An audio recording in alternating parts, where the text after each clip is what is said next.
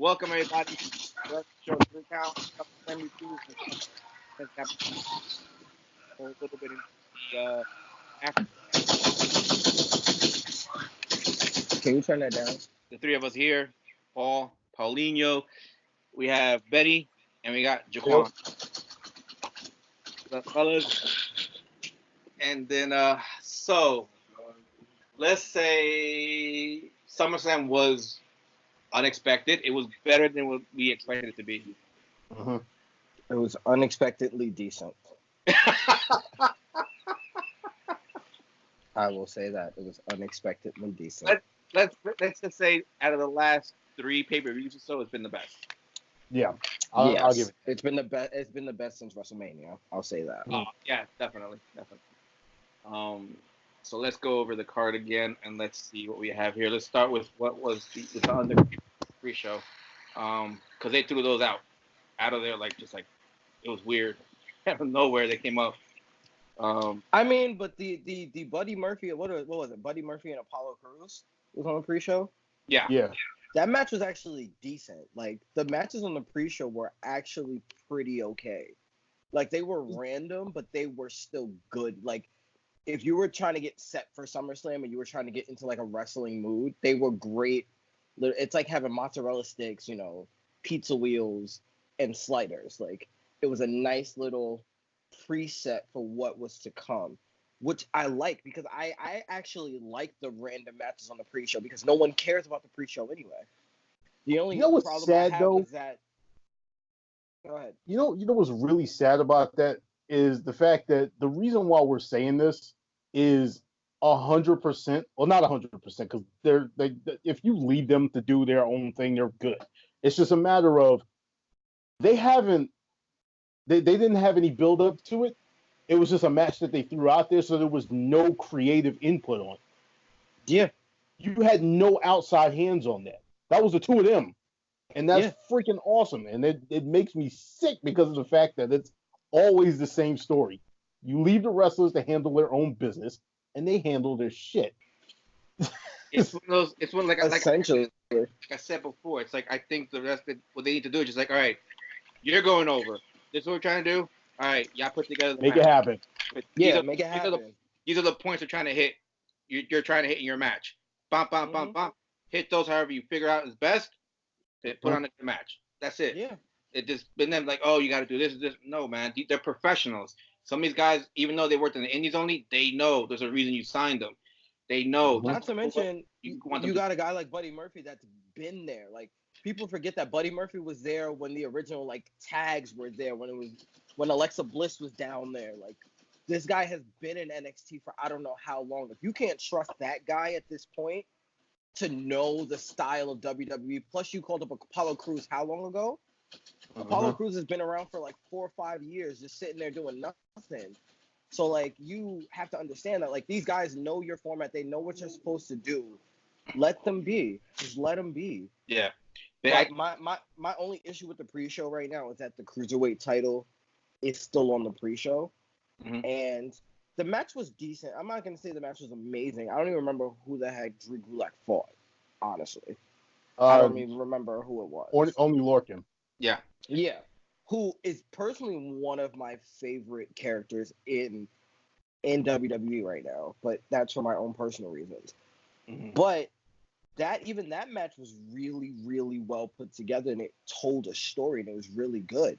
And I think matches like that need not only the video packages, but because people don't tune into the 205 product, they need to be on the main card. They have to be. Because it's so like they get eyes on 205. Yeah, so that exactly, so they can get eyes on it and stop changing the ring where it's like you get the purple and it's 205. It's real gimmicky, and no one wants to see that gimmicky crap. Just let it be a match. And it's like, oh, it's for the cruiserweight title. Where's the cruiserweight title different? Oh, it's on 205 Live. Okay, these guys are pretty decent. Let me, you have the network already, so let me just check out 205 after this, and then you start getting eyes on the product. When you start distinguishing it too much, then people are like, oh, no, this is like another minor league. I don't want to watch this shit. And that's what happens. And it shouldn't be like that. The pre-show, I understand we're going to throw it out because they took it off the card, but let's give credit to where credit is due. The pre-show was actually better than it's been in the past because it wasn't all the gimmicky crap. It was just 3 really well put together matches from 6. Really, what was it? 6 or 8? I don't even remember if the other one was a tag match or not. 8. Yeah, 8. Because it was tag match. 8 very well trained and very talented wrestlers. Like, kudos to them. But, I just feel like we need to give this pre-show specifically some love. And this is the funny thing. I feel the Buddy Murphy match was put together and was well thought out. Roman,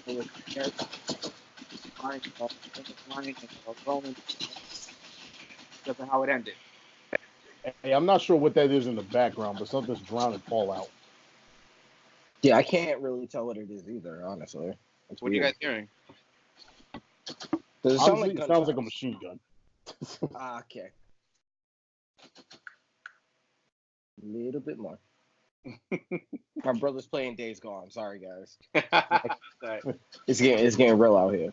But like I was saying, the Buddy Murphy and the Apollo Crews match was last minute, and it was a good one.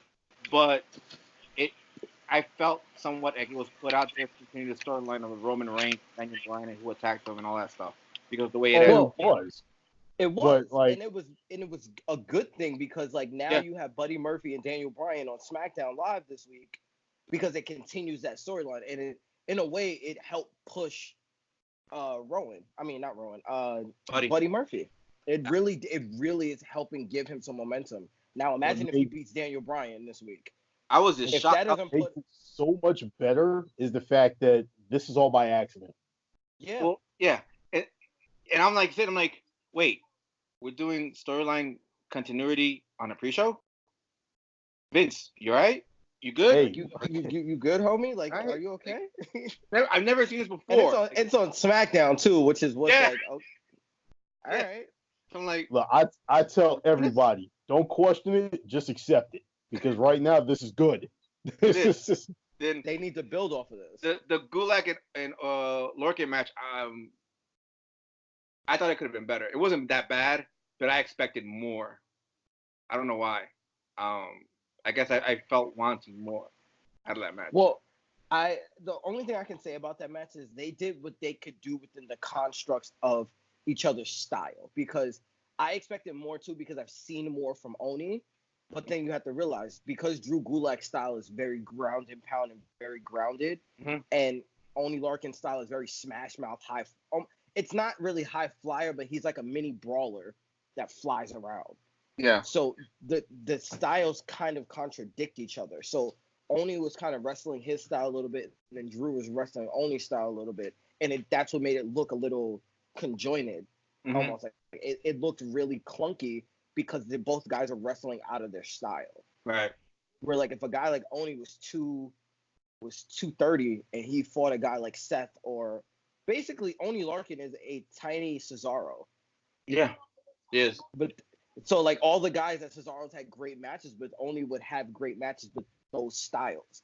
You've never really seen Cesaro take on a technician or a submission specialist, and that's essentially what Drew Gulak is. So it's I think that's why it's good that they have him as Cruiserweight champion, because it gives you an exposure to a different style. But I think it's also why Drew Gulak won't be able to last that long on the main roster if they were to put him there, because his style is so technical in a way. And it's not what people want to see much of. That, and you can't really put it with anyone else but I don't even know who's on the roster that can really play off of that really well. So the only 2 wrestlers that come to mind is a Charlotte or Shayna Baszler. Those are the 2 that have made that style really successful.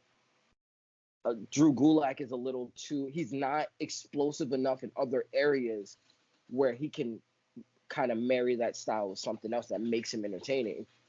And it's kind of a downfall because he's a really good wrestler. He's just a really boring wrestler. Dean Malenko?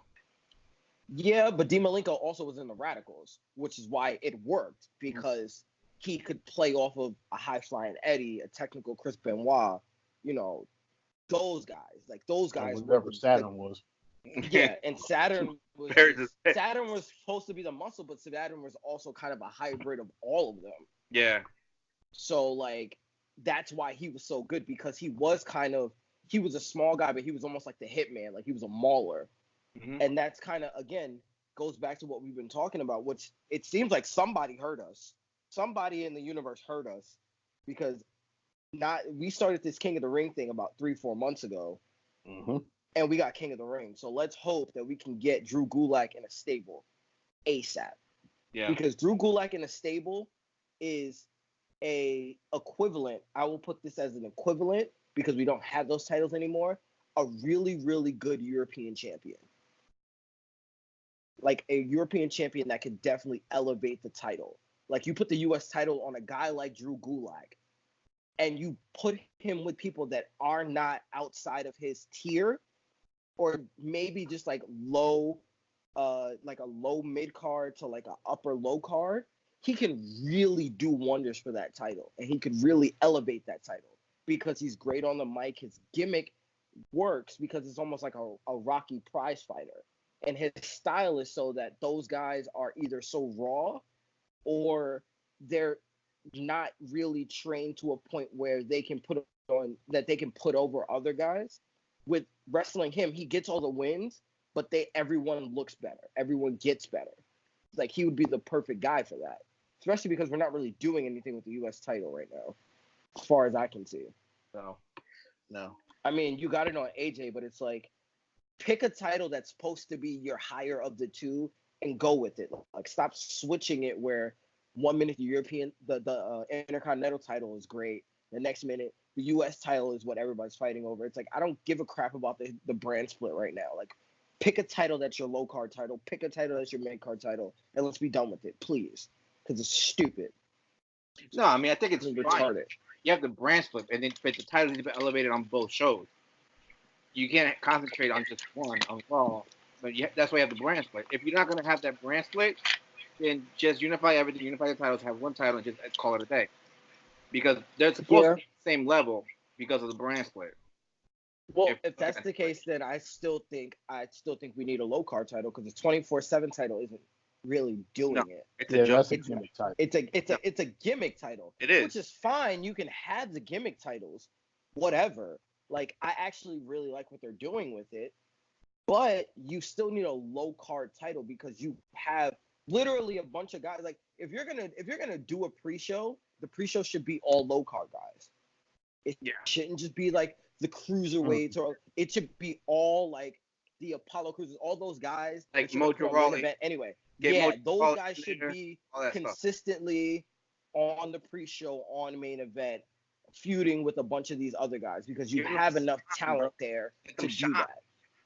Yeah, like, again, I understand you can't really bring back the European title at this point for social reasons. Let's put it that way. You can't really bring back the European title, but you can bring back an equivalent to it. Like, you have literally 3 major brands that ran the 80s and the 90s. You mean to tell me you can't pick a title from there? TV title. TV title, and rename it something else if you want to modernize it. Keep the TV title, because that way the title TV won't title be on TV, you can't really do right now. Yeah. What's that? Just because of what the TV title was supposed to be. It was something that was, it was going to be defended on television and stuff like that, and you didn't have to worry about pay-per-view and all that other shit. Yeah.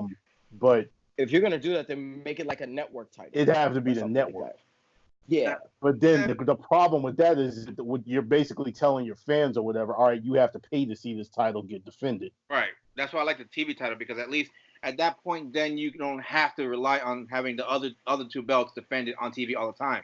You have the TV title defended on there. That's why it goes into. That's why I said an equivalent, because the branding of it is complicated. Mm-hmm. I'm not a branding person. This would have to be a powwow with a bunch of their higher up guys, and like, give me a list of the titles we've had over the last 35 years so we can figure this shit out.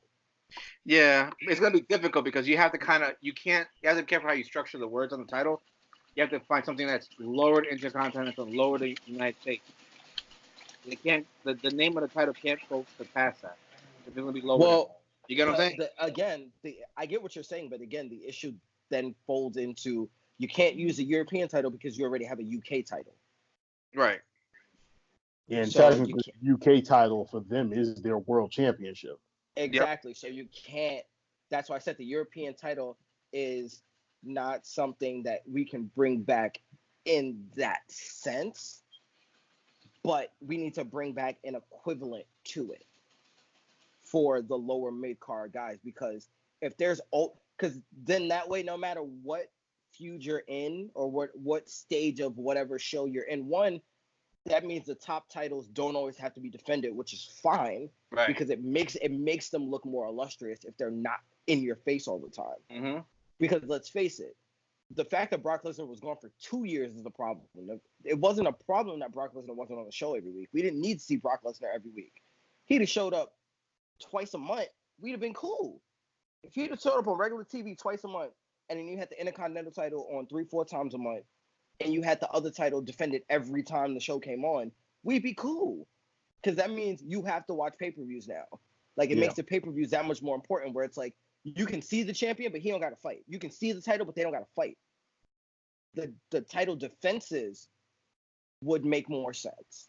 Right. And I just feel like they need, because then it gives a guy like Mojo Rawley, Apollo Crews, that you seem to be trying to build, even to a certain degree, Andrade, guys that you're trying to build, even a Baron Corbin, you could have dropped him down a couple of tiers, and him being a low card champion because of his status in the company elevates the title, and then he's a very good, hate to say it, he's a great worker when it comes to putting over talent. Mm-hmm. Even in wins, he puts over talent phenomenally. Yeah. So like he would be the perfect kind of workhorse champion, and he can elevate the title where it's like no matter what the name of the title is, he can make it look good because he'll be proud to have the title.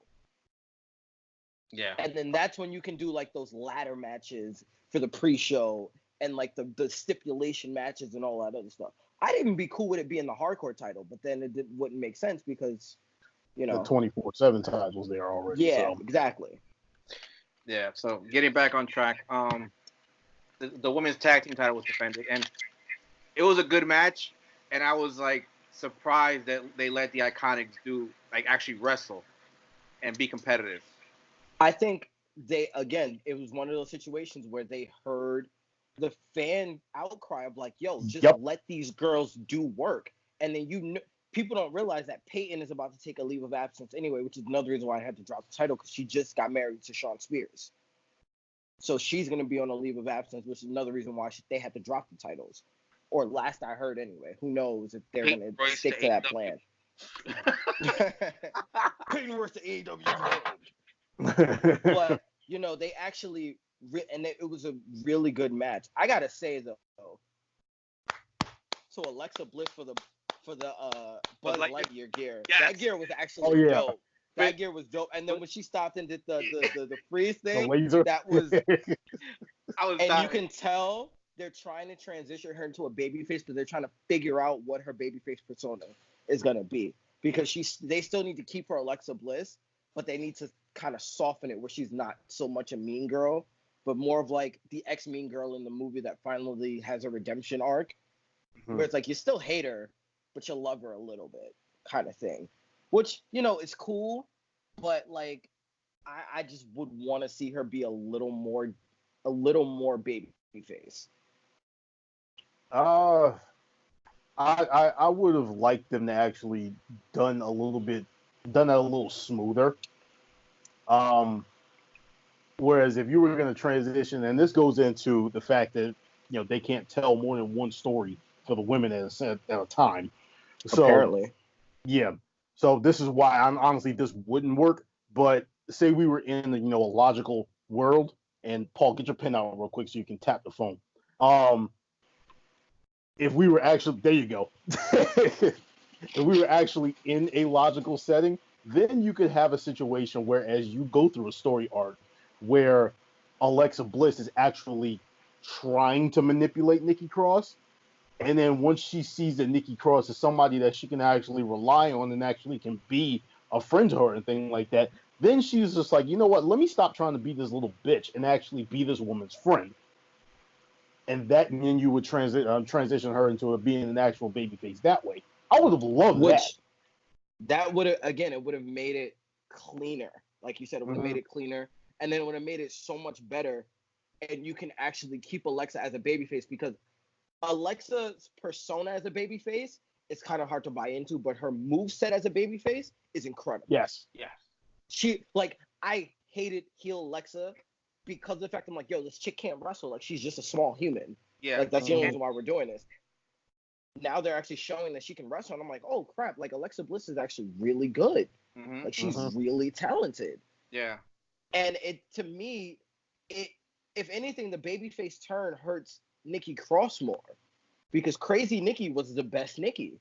Oh yeah. Heel Nikki was the best Nikki, and it's like if you're gonna do this and you're gonna maximize both talents, then this would be the way to do it. But like Paul said, you have it be where Alexa finds Nikki in the back freaking out, talking about I need to be better, I need to be better, and then Alexa kind of manipulates her into being nicer, but then it's Nikki who's actually doing the manipulating at the same time.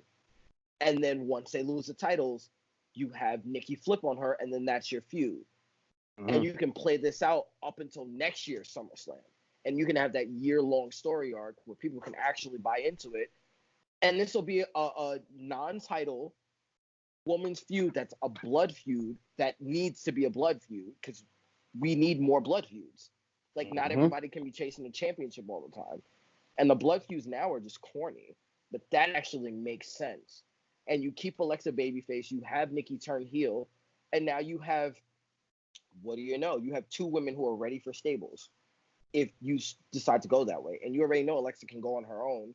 Nikki, not so much. Nikki's better in a stable. You have Aleister Black, you have Demon Finn, you have the OC, you have Aleister Black, you have now the Fiend, Bray Wyatt, and possibly a future Wyatt family.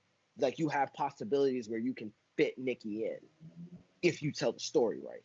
They already, it's a little rocky, but I'm not gonna rag on them right now. It's still a pretty decent story arc. But who decided to make Nikki Cross freaking Woody? That didn't go over too well because most people didn't even notice that Nikki Cross was supposed to be Woody. No. I honestly didn't either. I think the only two that I actually spotted was Alexa Bliss being Buzz Lightyear, and then Billie Kay being what was she? Maleficent. I don't know what Peyton Ross was supposed to be then. If that was the case. I'm not sure what her gear is supposed to be. Yeah, But I mean,